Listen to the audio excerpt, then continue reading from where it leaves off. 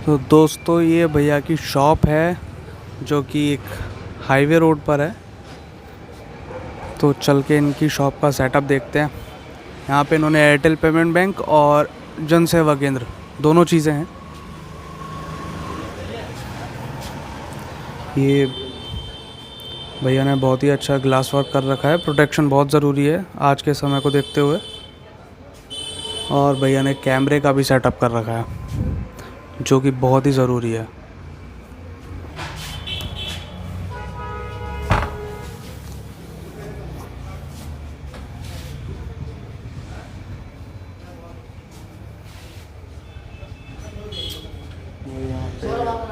जन सेवा केंद्र का भी है। ये देखिए भैया के कस्टमर आए हैं।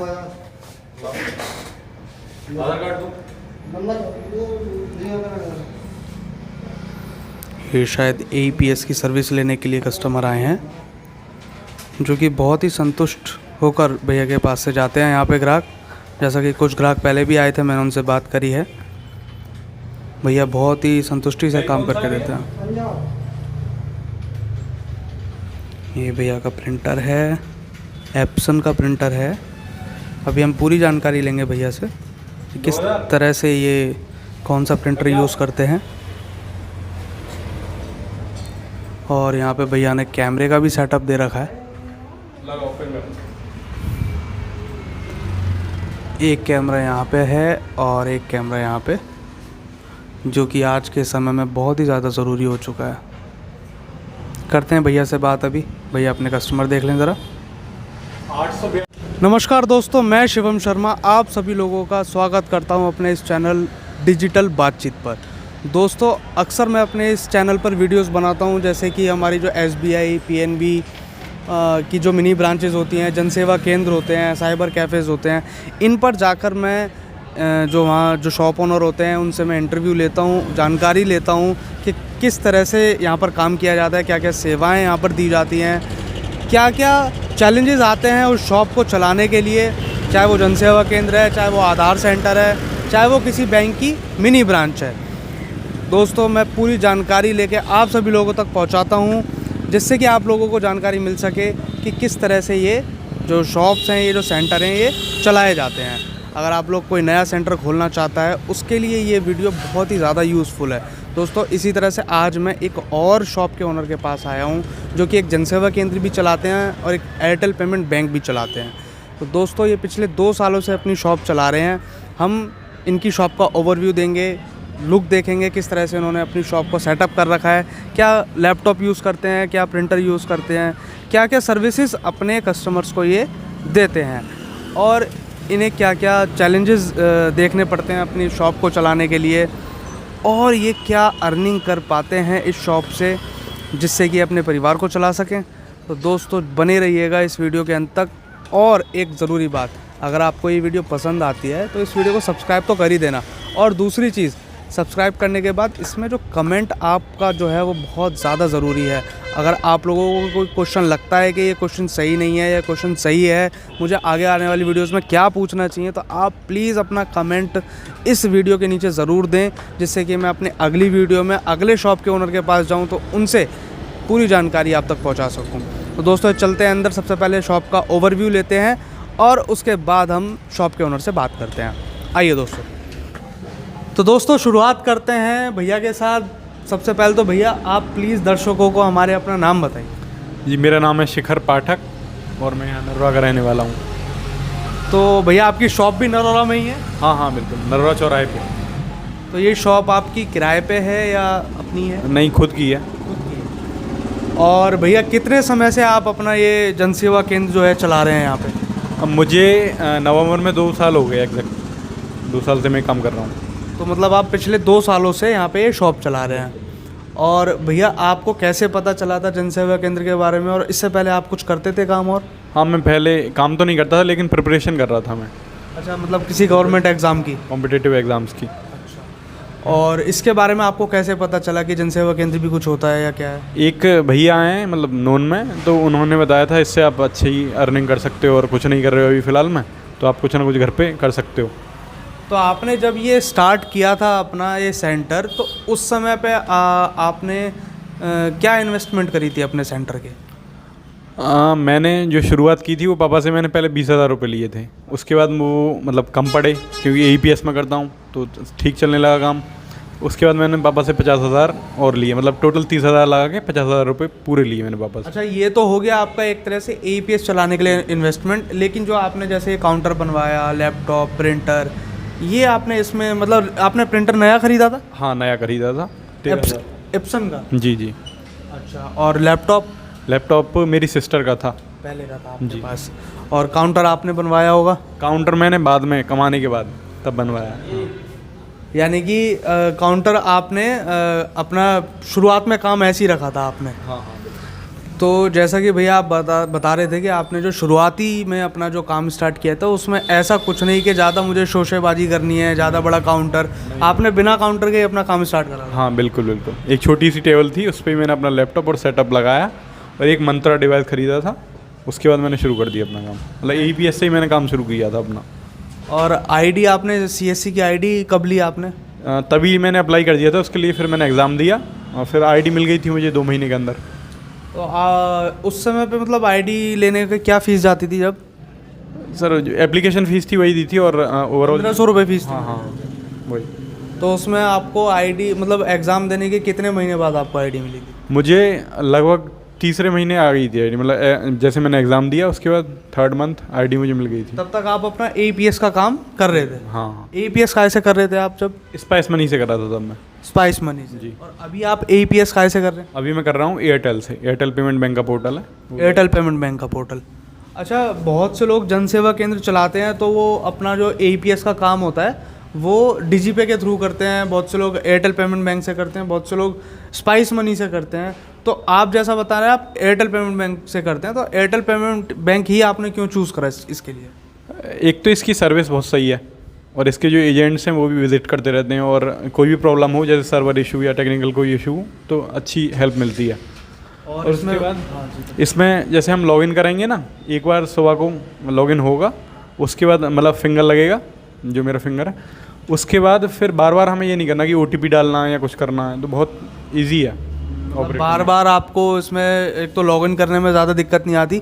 और कमीशन इसका कैसा रहता है? कमीशन बहुत अच्छा है, और मैंने तो एक प्लान भी ले रखा है 10,000 का टॉपअप प्लान। अच्छा, इसमें एक टॉपअप प्लान आपने ले रखा है, उससे आपकी कमीशन बढ़ जाती है? बढ़ जाती है, हाँ बिल्कुल। और भैया यहाँ पे आपकी शॉप पे, जनसेवा केंद्र पे किस तरह के ग्राहक आते हैं? वो क्या क्या सर्विस, ज़्यादातर क्या क्या सर्विस लेने आते हैं आपके पास? ज़्यादातर तो हमारे पास AEPS और DMT होता है, लगभग 50% काम हमारा वही है।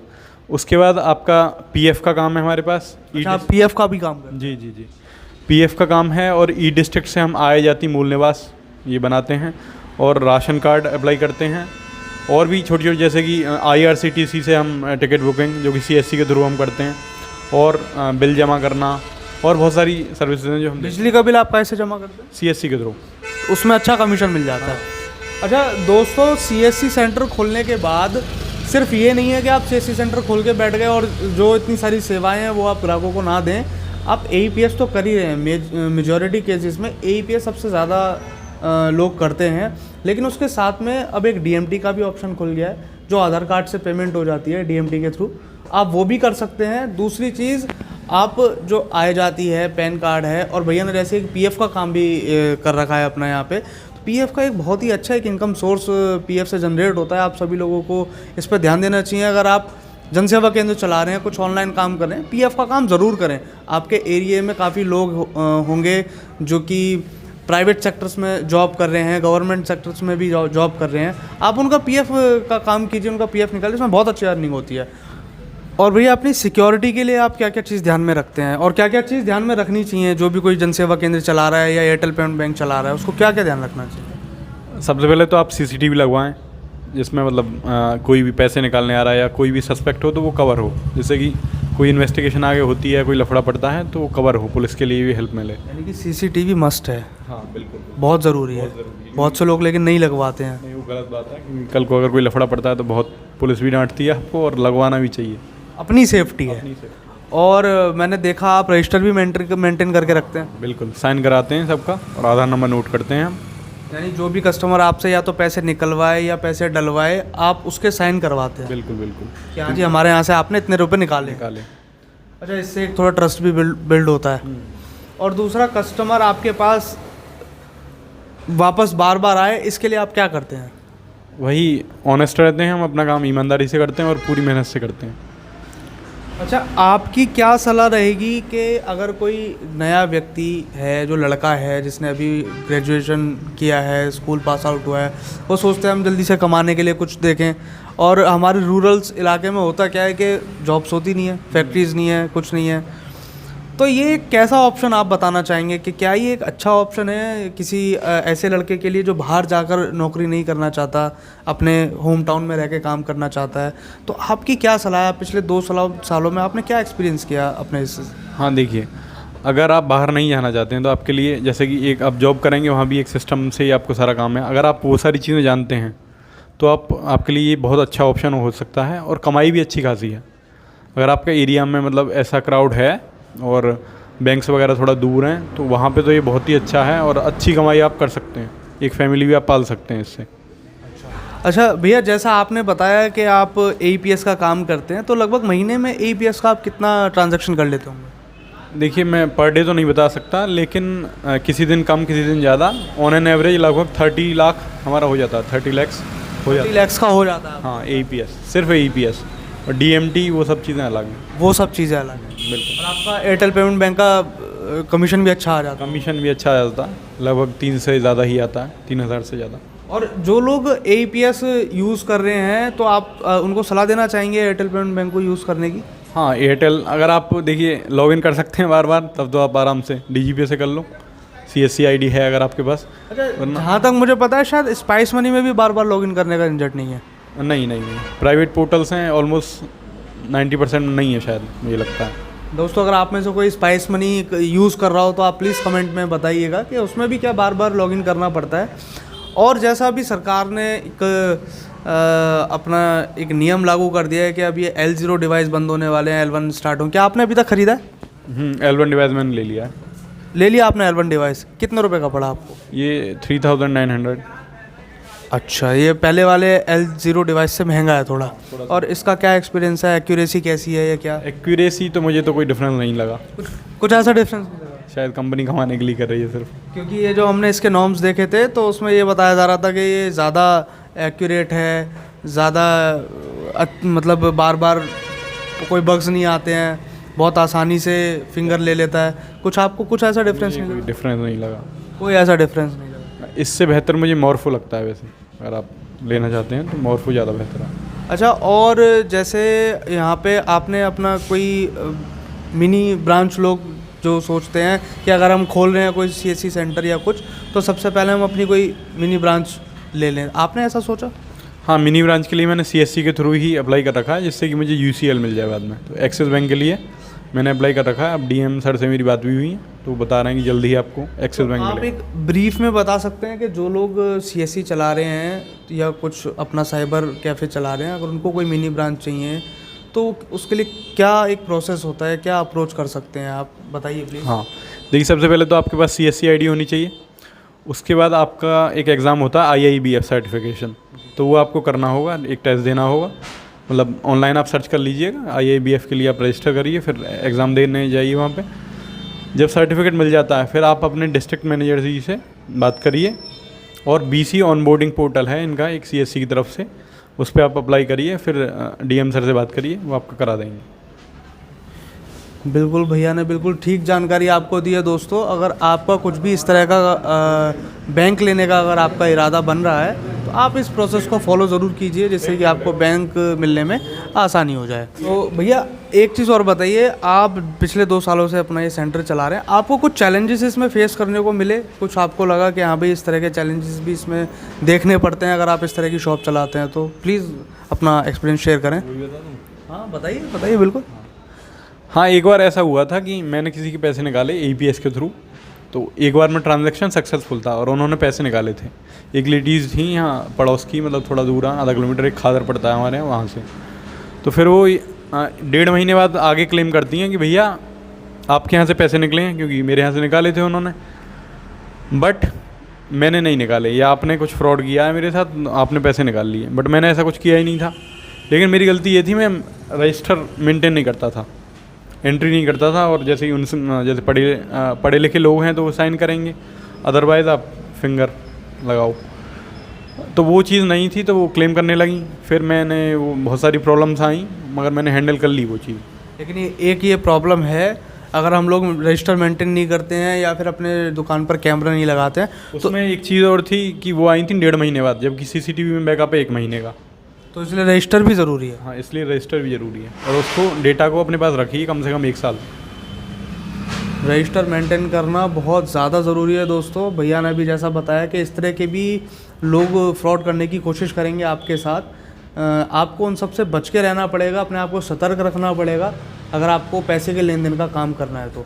और भैया इसमें एक लोग बागों का एक और क्वेश्चन रहता है कि आजकल बहुत ज़्यादा इस तरह के CSC सेंटर खुलते जा रहे हैं, साइबर कैफ़े खुलते जा रहे हैं, हर दूसरी गली में एक दुकान खुल जाती है। तो लोग बाग कहते हैं कि यार इतने सारे हैं, अब इसमें कुछ कमाई नहीं है, लोग बाग अपने काम खुद कर लेते हैं फ़ोन से। आपको क्या लगता है कि क्या ज़्यादा दुकानें खुलने से, जो इतनी सारी खुल गई हैं आजकल, तो उससे कुछ फ़र्क पड़ता है जो अपना काम ठीक से करता है, या आप क्या रोल बताना चाहेंगे अपना? देखो, थोड़ा फ़र्क तो पड़ेगा, लेकिन अगर आप सही काम करेंगे, लोगों का ट्रस्ट बिल्ड करेंगे, तो प्रॉब्लम नहीं आने वाली और आपका काम सही चलेगा। क्योंकि आज भी बहुत सारे लोग हैं जिनको हेल्प चाहिए। क्योंकि आजकल ट्रस्ट बहुत कम आदमी हर किसी पे कर पाता है, क्योंकि फ्रॉड बहुत हो रहा है आज के टाइम पे। लोग बाग पता नहीं लगने देते, देखते हैं कि ग्राहक कुछ जानता नहीं है, कुछ नहीं है, तो उसका फ्रॉड करने की कोशिश करते हैं। तो आपको अपना ट्रस्ट जो है वो बिल्डअप करना पड़ेगा अपने कस्टमर्स के अंदर, उनके साथ अपना बिहेव अच्छा रखना पड़ेगा। और भैया इसमें ऑन एन एवरेज मैं आपसे आपकी पूरी नेट कमाई तो नहीं पूछूंगा, लेकिन फिर भी अगर कोई ढंग से अपना आपकी तरह अपना CSC सेंटर चलाता है तो नॉर्मली वो कितना कम से कम और ज़्यादा से ज़्यादा कितना अर्न कर सकता है? उसमें क्या पॉसिबिलिटी है अगर वो बहुत मेहनत करके अपना काम करता है तो? देखिए, ये डिपेंड करता है पूरा कि आप कहाँ रहते हो, कितना क्राउड है वहाँ इस तरह का, और बैंक्स आपसे कितने दूर हैं, और आप सर्विसेज कितने रखते हो। जैसे कि आपके यहाँ बैंक्स 2-3 किलोमीटर दूरी पर भी हैं और आपके आसपास मतलब गांव पड़ते हैं, तो फिर आप आराम से अच्छी कमाई कर सकते हो। और सर्विसेज आप कितनी देते हो, जैसे कि LPG की सुविधाएं हैं, और फॉर्म्स हैं, स्कॉलरशिप फॉर्म्स, PF का काम करें, आय जाति मूल्यवान सारी चीज़ें बनाएं, और टाइमली लोगों का काम करके दें, जिससे कि उनका भरोसा बने आप पर। थोड़ा सा टाइम तो हर चीज़ में लगता है, बिल्कुल सही। कम से कम 6 महीने आपको वेट करना पड़ेगा, उसके बाद, जो कि मुझे भी करना पड़ा शुरू में। उसके बाद आप देखेंगे कि धीरे धीरे कस्टमर्स आपके बढ़ते जा रहे हैं। तो नॉर्मली आपके हिसाब से अगर कोई 6 महीने अगर उसको हो जाते हैं, साल भर होने को जा रहा है, तो वो लगभग क्या उम्मीद लगा सकता है कि इस तरह की दुकान खोलता है तो वो उससे कितने रुपए कमा सकता है? देखिए, आप किसी कस्बे में हैं तो आप आराम से, मेरे हिसाब से 30,000 तो इजीली अर्न कर सकते हैं। और आप सर्विसेज पूरी, वो डिपेंड करता है आप सर्विसेज कितनी दे रहे हैं, कितना फास्ट लोगों का काम कर रहे हैं, तो आप इससे 40 से 50 तक भी जा सकते हैं। अगर आप किसी गांव में काम कर रहे हैं तो फिर ये डिपेंड करता है कि कैसा गांव है, कितने गांव आसपास लग रहे हैं आपके, तो वहाँ आप 20-25 कर सकते हैं, क्योंकि मुझे लगता है बुरे नहीं है। हाँ बिल्कुल। क्योंकि आसपास आप कहीं जॉब भी करते हैं तो वहाँ पे भी मुश्किल से 10,000 रुपये 15,000 रुपये मुश्किल से मिल पाते हैं। अगर आपने कोई अच्छी खासी कोई MBA की डिग्री या कोई इंजीनियरिंग कुछ कर रखी हो तो अलग बात है, लेकिन अगर आप 12th पास करे हो या आपने BA कर रखा है, आप कहीं जॉब करने जाते हो, तो आपको ज़्यादा इससे सैलरी मिलना बहुत ही ज़्यादा मुश्किल है। और लेकिन आप अपने होम टाउन में रह के इतने पैसे अगर आप कमा पा रहे हैं तो इसमें कुछ बुराई नहीं है। बिल्कुल बिल्कुल। तो दोस्तों, मैं अपनी वीडियो का अंत करता हूं यहाँ पर, और आप सभी लोगों से मेरी ये रिक्वेस्ट है, आपको वीडियो पसंद नहीं आ रही है तो कोई बात नहीं, लेकिन अगर आपको पसंद आ रही है तो प्लीज़ इस चैनल को सब्सक्राइब तो ज़रूर कीजिए। और जो भी आपका सुझाव है कि आपको ये क्वेश्चन पूछने चाहिए थे भैया, आपको ये क्वेश्चन नहीं पूछना चाहिए था, तो आप प्लीज़ अपने समय में से थोड़ा सा समय निकाल के कमेंट में मुझे ज़रूर बताइए। मैं आप लोगों का एक एक कमेंट पढ़ता हूँ। आप जो भी मुझसे बोलते हैं कि आप अगली वीडियो में, नेक्स्ट वीडियो में ये पूछिए, तो मैं वो कमेंट पढ़ता हूँ और नेक्स्ट वीडियो में उसको अप्लाई करता हूँ। आप प्लीज़ मुझे कमेंट में लिखिए, बताइए कि आप लोगों की क्या क्वेरीज़ हैं, क्या आप लोग पूछना चाहते हैं, तो मैं ज़रूर आपकी समस्या को हल करने की पूरी कोशिश करूँगा। मिलते हैं दोस्तों आप सभी लोगों से अगली वीडियो में, तब तक के लिए बने रहिएगा। नमस्कार।